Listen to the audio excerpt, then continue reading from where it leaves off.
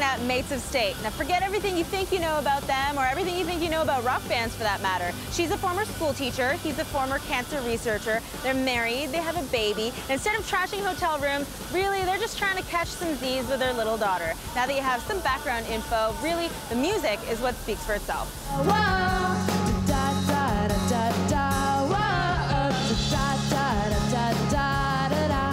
Well, this tour we've been making out, you know, at the start of every set, and then halfway through the set we just get naked, and it all gets down.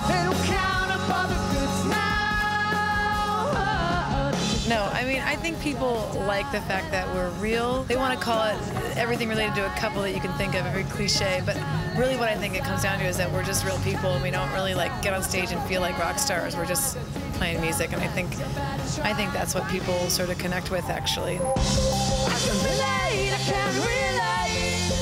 when everything stays the same. If we're having a bad show, I think you can kind of see it, you know, between the two of us. And if we're having a great show, you can also see that. So I agree with you that it's just like, it's a real relationship, and it's sort of somebody new, like, oh, I've been in that situation with my girlfriend or whatever. Although, I mean, occasionally, like one time some girl posted this thing where she was like, I saw Kori mouth the words, I love you, to Jason while they were playing. And I'm like, are you kidding me? I mean, really, there's no way I would ever have done that, you know? You were probably saying, like, you screwed that up royally. I can't believe it. Yeah.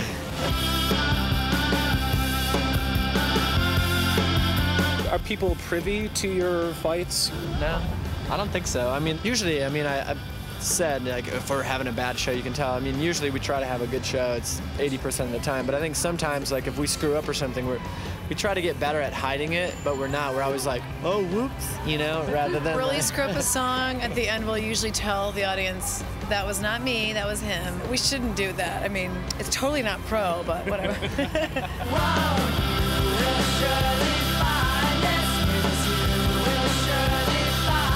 If there's one thing, what's the most difficult thing about touring with children? You know, it's actually quite fun. She's sort of a comic relief whenever the perils of tour kind of get you down. You just sort of, she looks at you and she smiles, and you're like, oh, she's like, don't worry about it, man. We're in Vancouver tonight, so don't, you know, whatever happened in Seattle, don't worry about it. Let's just have a good time right now. On our picture shelves. The biggest adjustments have been just like basically planning the tours around her sleeping schedule, her eating schedule, and her play schedule. So once we, you know, sort of figure that out, then the rest of it goes smoothly. We're just on a much stricter tour schedule based upon her. But otherwise, it's a lot of fun. Hey, hey, it doesn't have to feel so wrong. Do you find that because you have a child, it's easier to keep deadlines, to be at places at a certain time, or it's harder? Well, we still have me, so it's impossible to make deadlines. Yeah, Magnolia, it's easy. It's getting Kori Getting me out of bed in the morning or whatever, yeah. I think it's actually a little bit easier because before you'd be like, I'm sleeping till noon, but now since Magnolia's nap is like at 11, you're more concerned about Magnolia's nap than you are about your sleep. So it's actually a little bit easier to make the deadlines. It's true, I don't put myself first anymore. There you go. Good mama. Started out with, was it the Stomp?